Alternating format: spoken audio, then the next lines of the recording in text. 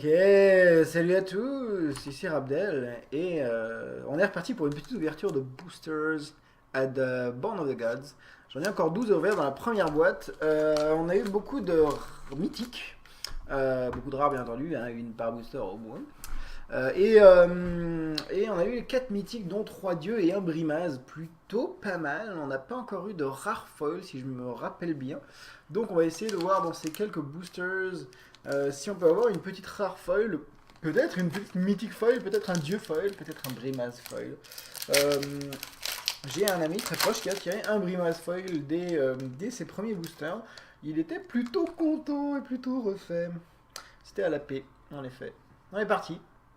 Premier booster de la dernière séance. Et on est parti avec un centaure épéiste, chantre de guerre de Mogis, blaireau chargeur, marque du sacrifice, servant de Timaret, hélice de rétractation, toujours aussi bien cette carte, sable purificateur, irradiance selon Ephara, cœur des marais, éclair de Keranos.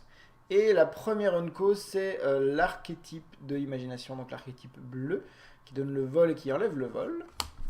Un ornitharque. Ornitharque, très très bonne carte, encore une fois en limité, hein, très très bonne bête. Un reparu malveillant qui est juste monstrueux, qui fait très très mal, que je pense est facilement first pickable, qui fait très très mal, qui fait très très bien la course. Et la rare, un oracle des ossements, on a vu ça tout à l'heure, c'était pas une carte énormissime. 3 célérité pour 4 tribus 2. Si on ne paye pas le tribut, si l'adversaire ne paye pas le tribut, on peut lancer un sort d'éphémère ou de rituel gratuitement. Et il n'y a rien d'autre. Ah, il faut bien commencer par un premier booster. Et le premier booster n'est pas tip top. Ça arrive. Allez, on est reparti. Deuxième booster. Deuxième booster sur 12 dans cette dernière partie. J'ai hâte de voir si j'ai une vraie rare foil. Je me rappelle, je pense pas avoir tiré de rare foil, hein. Ça ne me dit rien. Ça ne me dit rien du tout. On va bien voir sur cette section. On va voir. On va se laisser bercer. Des petits bilans dessus, ce serait pas mal. Petit bilan. Alors, compagnon bouclier de Nyx, né de Nyx. Guide voix satyre. Une louve née de Nyx. Un chantre de guerre Mogis. Résolution des mortels. Hypnotiseur des grands fonds, verdict du marteau, disciple du sphinx, serpent des flots déchaînés, sable purificateur, une meneuse d'orage de Keranos, auquel je crois pas mal. C'est une bonne carte. Je vais essayer de donner un meilleur point de vue sur ces cartes. Voilà. Une récompense de l'acolyte. Une carte qu'on n'a pas encore violée, de l'Homo Crépuscule. C'est une carte vraiment sympa qui a 2 effets très sympas pour une seule carte jouée. Renvoyer une carte d'enchantement ciblé ou détruisez l'enchantement ciblé. Donc détruire un enchantement, c'est très fort dans ce format, vous le savez. Et renvoyer un enchantement dans votre main, c'est toujours aussi fort aussi, vu que ça permet de vous récupérer une bête. Et ensuite, on a un 7 tiers danse-feu. Et j'ai pas ouvert encore beaucoup de boosters, mais c'est mon troisième. Mon troisième satire dans ce feu, c'est un 1 pour 2 à chaque fois qu'un sort d'éphémère ou de rituel que vous contrôlez inflige des blessures à un adversaire. Le satire brise-feu inflige autant de blessures à une créature ciblée que ce joueur contrôle. J'aime beaucoup ce petit effet en fait parce que ça permet de gérer une créature tout en gérant le mec en face. Je trouve ça pas mal. Je trouve ça vraiment pas mal comme concept. Voilà, tout simplement. Je sais pas si quelqu'un va trouver quelque chose de farfelu à faire avec ce mec, mais en tout cas, j'aime bien. J'aime bien personnellement. C'est toujours un peu ce qui est dommage en fait dans les blasts rouges, c'est ça contrôle ça. En fait, c'est vraiment voilà, c'est la créature ciblée ou le joueur ciblé. Là, on a vraiment les deux. On peut coller 3 à l'adversaire et 3 à la créature. C'est plutôt pas mal. J'aime bien, ça booste beaucoup le concept. On continue avec le troisième booster avec un assermenté cététien, un titan fange brume, un grand cerf. Le grand cerf très inutile, une transformation sinistre, une marque du sacrifice, un tempérament effroyable, une irradiance selon Ephara, une hypnotiseuse des grands fonds, un disciple du sphinx, un fêtard téméraire, Et on commence avec la première unco qu'on n'a pas encore reviewé, qui est un récolter ce qui a été semé. Jusqu'à 3 créatures ciblées gagnent un marqueur +1/+1, en gros. En éphémère pour 3 en Selesnya. C'est un très bon effet, plutôt sympa, qui trigger beaucoup l'héroïsme. J'aime pas mal cette carte pour l'héroïsme, c'est vraiment très bien. Là, c'est 3 cibles au lieu de 2 pour les éphémères qu'on a vu en Terros. C'est vraiment pas mal du tout. Des tissages de l'éther, je l'ai déjà reviewé, c'est très bien, ça gère des dieux. Noble proie, grâce qui oblige à bloquer. Et la rare, c'est un autre oracle des ossements. Voilà, est-ce qu'on a une petite rare foil? Non, pas du tout. Non, pas du tout. Ça fait 3 oracles des ossements dans cette boîte. J'aurais préféré 3 temples. J'aurais préféré 3 fois la 3-1 en blanc qu'on a vu il n'y a pas longtemps. Le dieu du labyrinthe. J'aurais préféré ce genre de carte.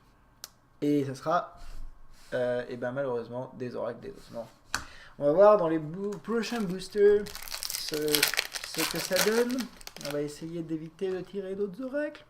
Et si on a un oracle foil, je pense qu'on peut aller se pendre. On aura quand même tiré un playset dans la boîte. C'est donc possible de tirer des playsets de rares dans une boîte. Ça, c'est quelque chose que je voulais savoir, typiquement. On peut avoir genre une chance de cocu et tirer un playset. On va peut-être commencer par l'Eidolon et de Nyx, vu qu'il est en plus sympa. Vagabond esselé. Blaireau chargeur, ce 4ème booster continue sur une transformation sinistre, un brise étoile cétacien, un boucher de Kragma, une tour de Stratus, un cyclope de Colborgne, un Repair Nedonyx, une révocation de l'existence, un archétype du courage, très très bien cette carte, une puissance tonitruante qu'on a déjà vue, une tête de Gorgone qu'on a déjà vue, et la rare, c'est une vague de submersion. C'est un rituel qui nous a tous fait bien marrer, mais qui est plutôt sympa dans le contrôle au final.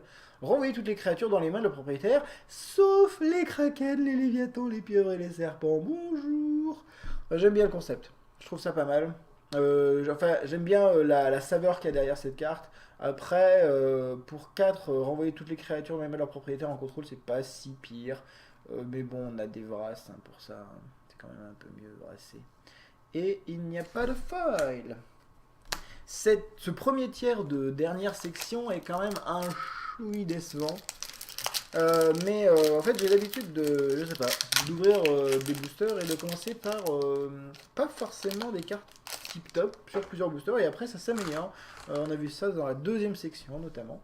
On va voir si ça se reproduit. On commence avec une nécromorsure, un servant de Timeret, un guide de soleil d'Orescos, un serpent du bosquet d'or, une résolution des mortels, une invalidation, un track-rêve griffon, relever les défis,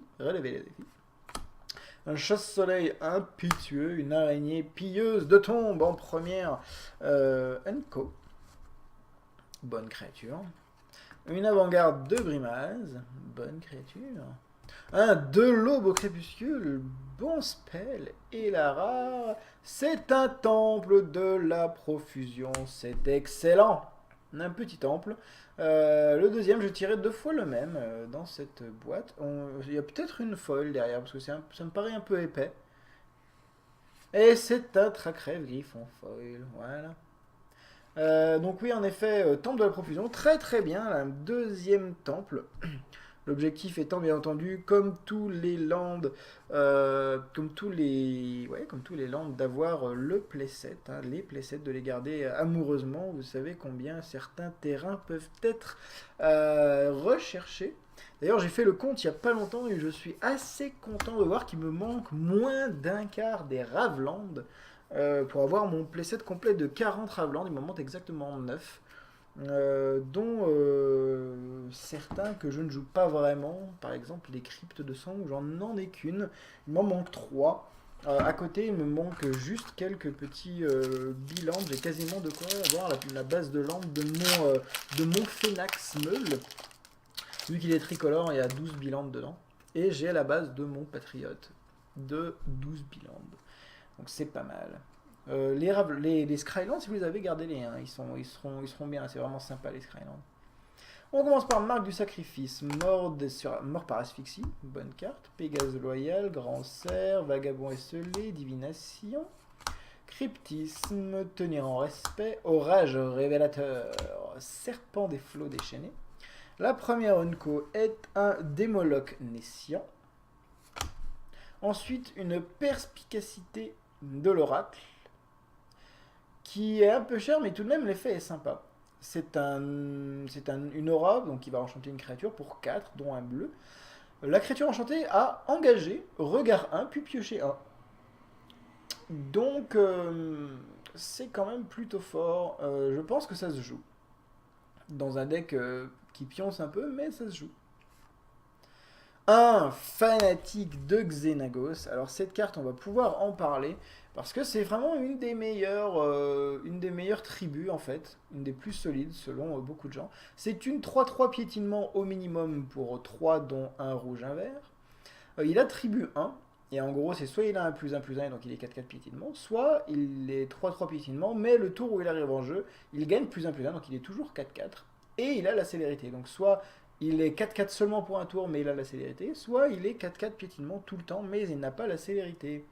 Le choix est assez cornélien. Et ensuite, on va ouvrir une détisseuse du destin.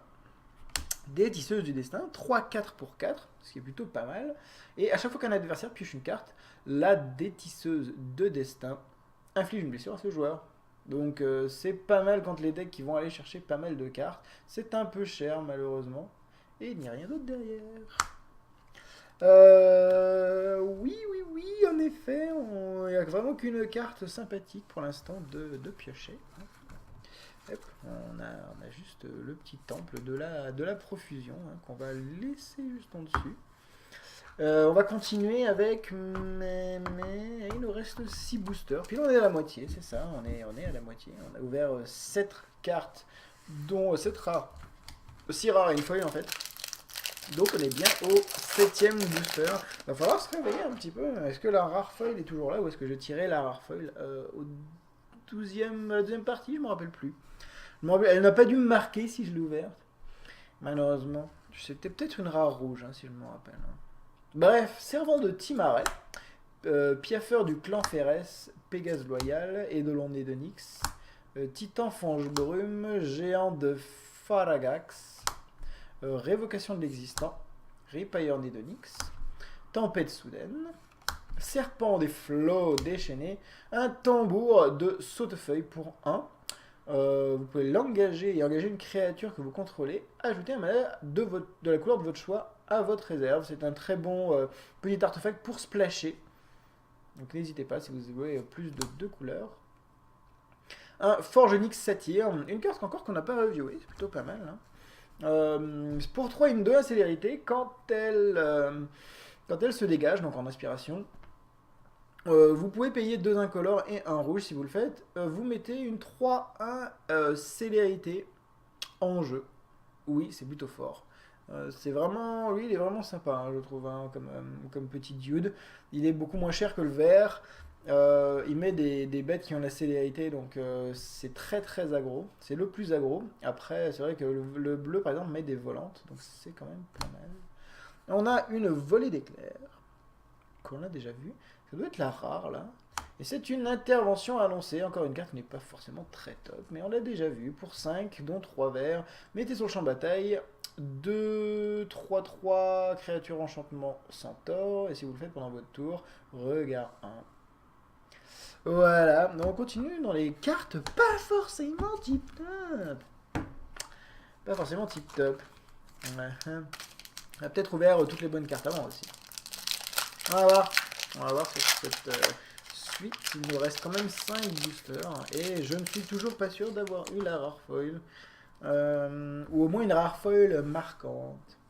On continue avec un bagarreur fange-peau. Un garde-ciel acroène. Oups. Un garde-ciel acroène et un centaure épéiste.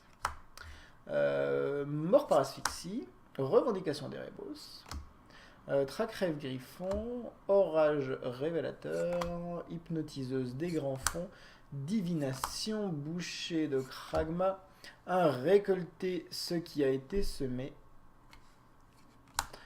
un Malice et Confusion, des Pérégrinations, et la rare, c'est un châtiment annoncé. C'est mon troisième châtiment annoncé.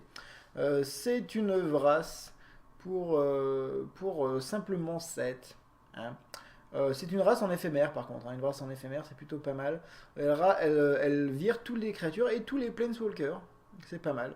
J'ai entendu beaucoup de discussions en fait sur cette carte. C'est une des cartes autour de laquelle j'ai entendu le plus de discussions. Au niveau du main game qu'il y a derrière le deck contrôle au tour 7. Est-ce qu'il va faire une révélation du Sphinx à beaucoup ou jouer voilà, typiquement c'est le moment en fait quand le deck contrôle bleu-blanc X ou bleu-blanc tout court à partir de 7 mana il peut faire des révélations du Sphinx à 7 donc piocher 4 cartes et gagner 4 points de vie. C'est un moment assez crucial dans le main game en fait de ce match-up. Et pour 7, bah, on a une vrasse en éphémère qui sort quoi. Donc ça change pas mal la donne. J'ai entendu c'est que certains voulaient la jouer, au moins la tester. Et ben on verra si cette carte rentre dans le standard. Je suis pas forcément convaincu, même si j'aime bien le mind game dans Magic. Il y en a beaucoup. C'est pour ça qu'on aime ce jeu. Et on est au dernier tiers du dernier tiers. Dernier tiers, donc il reste 4 boosters. On commence par un assaillant d'élite, une faveur selon Karametra, un fardeau du monde souterrain, un titan fange brume et une tour de Stratus, une ardeur des mortels, très bon spell, excoriation, très bon spell également, géant de Faragats, une tempête soudaine et une sirène au chant silencieux. Alors mes aïeux, cette carte, je ne l'ai pas encore reviewée, mais j'en ai parlé lors de la preview. Je l'ai jouée, et pour l'avoir jouée, je peux vous dire que c'est sacrément fumé. Mais vraiment sacrément fumé. Largement first pick, first pack. 2-1 vol pour 3 inspirations, et quand elle se détape, chaque adversaire se défausse d'une carte. Puis chaque adversaire se meule d'une carte. Et c'est fort. C'est vraiment très très très fort parce que 2-1 vol... Ça peut quand même attaquer et faire des dégâts dans le fly. C'est pas forcément bloqué, donc ça va potentiellement se détaper. Quand ça se détape, ça fait tellement mal. L'adversaire a de moins en moins de solutions. Bref, c'est vraiment une très très très bonne carte. Je vous la conseille et je fais un petit pronostic quand même sur cette carte. S'il y a des decks bleu-rouge qui sortent, par exemple le Phoenix Mull, c'est possible qu'on trouve ce genre de carte dedans. Ça ne m'étonnerait clairement pas. Voilà, sirène au chant silencieux. Sans calcinant, je n'ai pas encore vu cette carte non plus. C'est un éphémère pour 2 rouges qui inflige 2 à une créature ciblée. Quand cette créature meurt ce tour-ci, le sang calcinant inflige 3 blessures au contrôleur de la créature. Ce qui est pas mal. Pour 2 coller 2 à une créature, on a déjà vu ça énormément de fois avec Sudden Shock.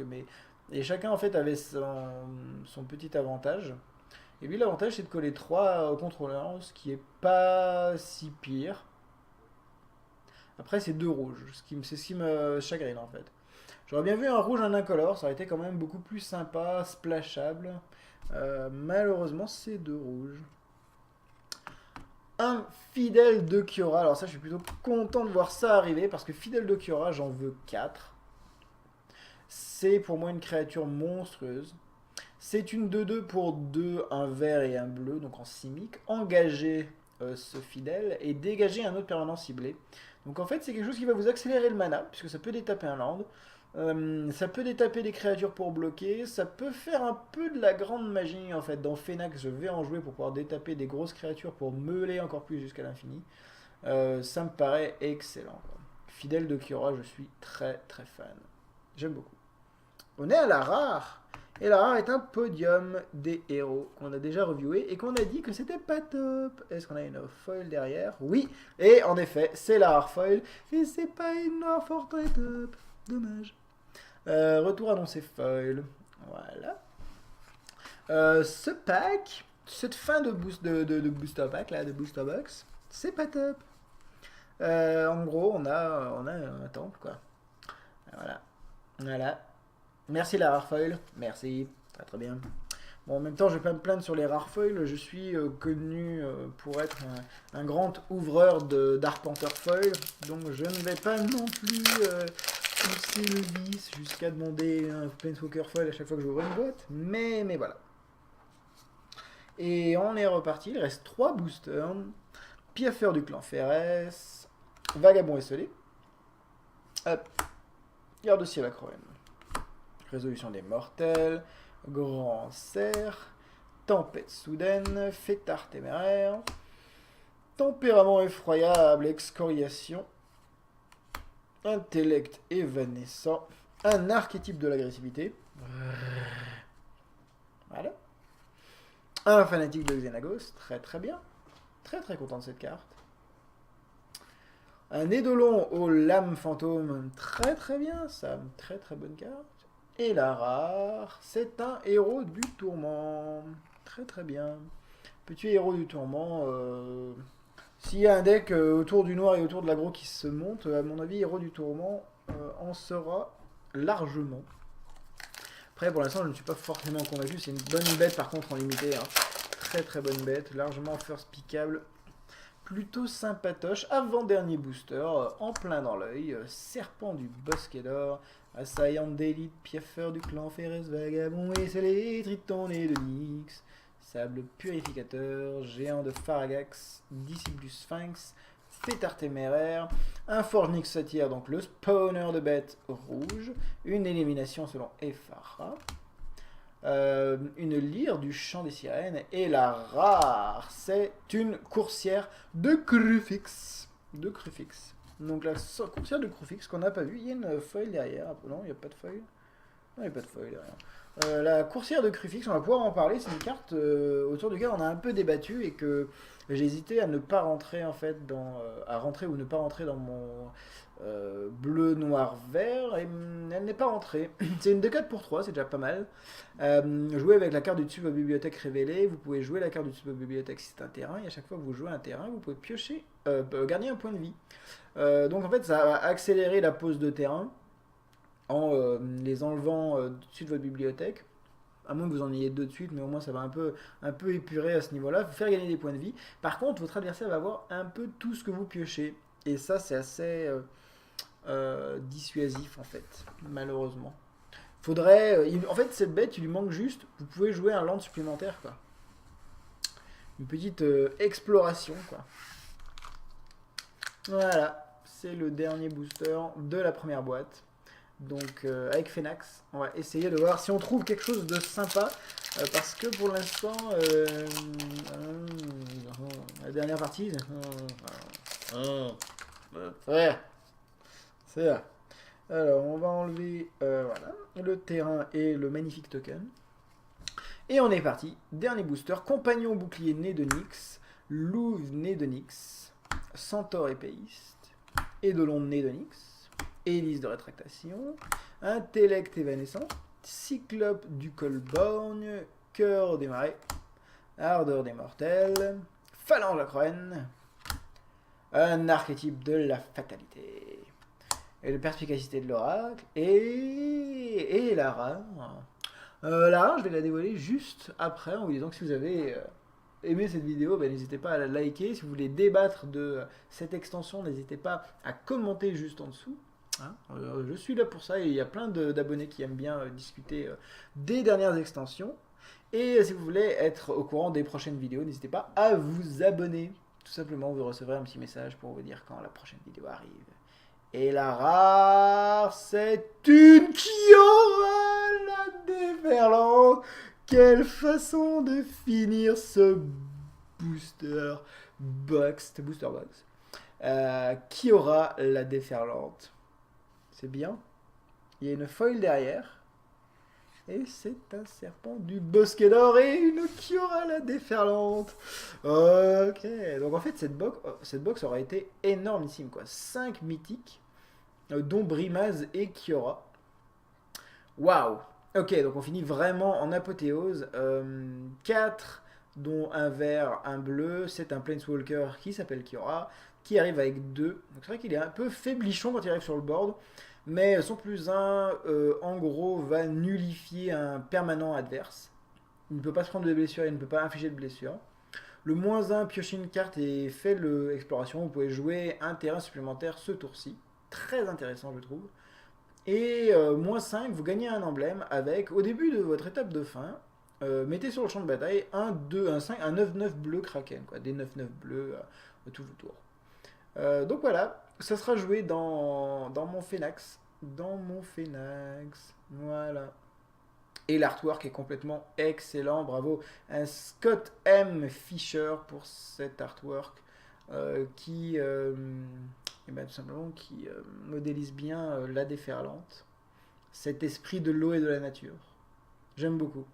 Voilà, c'était Rabdel, première boîte finie. N'hésitez pas à repasser pour la deuxième boîte. Pendant que je parle, on va passer un peu les cartes en revue. Voilà, j'espère que vous appréciez cette petite extension qui sort, Born of the Gods. Voilà, qui aura une coursière, un héros du tourment, le magnifique retour annoncé foil, ouais, trop content. Un podium des héros, un châtiment annoncé, intervention annoncée, temple de la profusion, bien. Tisseuse du destin, track rêve griffon foil, vague de submersion et deux oracles des ossements plus un satyre danse-feu. Voilà. On va rester sur la note la plus positive, je pense. On va sortir les quelques cartes sympathiques. Je vais sortir surtout le temple et Kiora. Voilà, on va rester sur ça. Merci bien d'être toujours fidèle au rendez-vous. C'est super sympa d'avoir tous vos commentaires et tous vos encouragements. Donc je vous remercie énormément. Je vais enchaîner directement sur la deuxième boîte. Et pour vous, et ben, tout simplement, ça sera demain pour la suite. L'ouverture de la deuxième boîte. Ah, la deuxième boîte qui n'est pas loin. Elle est juste là. Voilà, deuxième boîte de Born of the Gods. L'objectif étant d'avoir un playset de Cura. Peut-être pas. Si je pouvais avoir une Kiora et un Phénax en plus, je serais vraiment l'homme le plus heureux du monde. Un Brimaz en plus, genre une box un peu comme on l'a ouverte, ça serait juste excellent. Peut-être un peu plus de temple, le temple bleu-blanc surtout, parce qu'il m'en faut. Notamment pour mon EDH qui est bleu-blanc, et parce que voilà, bleu-blanc, c'est bleu-blanc quoi. Je me comprends. C'est des couleurs de contrôle que j'aime beaucoup. Voilà, je vous laisse sur cette magnifique image. Et je vous dis à la prochaine pour la deuxième boîte. Tout simplement. Amusez-vous bien.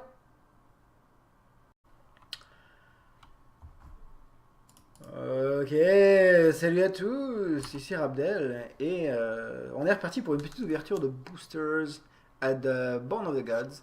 J'en ai encore 12 ouverts dans la première boîte. On a eu beaucoup de mythiques. Beaucoup de rares bien entendu, hein, une par booster au moins. Et on a eu 4 mythiques dont 3 dieux et un brimaz, plutôt pas mal. On n'a pas encore eu de rare foil si je me rappelle bien. Donc on va essayer de voir dans ces quelques boosters si on peut avoir une petite rare foil, peut-être une petite mythique foil, peut-être un dieu foil, peut-être un brimaz foil. J'ai un ami très proche qui a tiré un brimaz foil dès ses premiers boosters. Il était plutôt content et plutôt refait. C'était à la paix, en effet. On est parti. Premier booster de la dernière séance. Et on est parti avec un centaure épéiste, chantre de guerre de Mogis, blaireau chargeur, marque du sacrifice, servant de Timaret, hélice de rétractation, toujours aussi bien cette carte, sable purificateur, irradiance selon Ephara, cœur des marais, éclair de Keranos. Et la première unco, c'est l'archétype de l'imagination, donc l'archétype bleu, qui donne le vol et qui enlève le vol. Un ornitharque. Ornitharque, très très bonne carte, encore une fois en limité, hein, très très bonne bête. Un reparé malveillant qui est juste monstrueux, qui fait très très mal. Que je pense est facilement first pickable, qui fait très très mal, qui fait très très bien la course. Et la rare, un oracle des ossements, on a vu ça tout à l'heure, c'était pas une carte énormissime. 3 célérité pour 4 tribus 2. Si on ne paye pas le tribut, si l'adversaire ne paye pas le tribut, on peut lancer un sort d'éphémère ou de rituel gratuitement. Et il n'y a rien d'autre. Ah, il faut bien commencer par un premier booster, et le premier booster n'est pas tip top. Ça arrive. Allez, on est reparti. Deuxième booster. Deuxième booster sur 12 dans cette dernière partie. J'ai hâte de voir si j'ai une vraie rare foil. Je me rappelle, je pense pas avoir tiré de rare foil. Hein. Ça ne me dit rien. Ça ne me dit rien du tout. On va bien voir sur cette section. On va voir. On va se laisser bercer. Des petits bilans dessus, ce serait pas mal. Petit bilan. Alors, compagnon bouclier de Nyx, né de Nyx. Guide voix satyre, une louve née de Nyx, un chantre de guerre Mogis, résolution des mortels, hypnotiseur des grands fonds,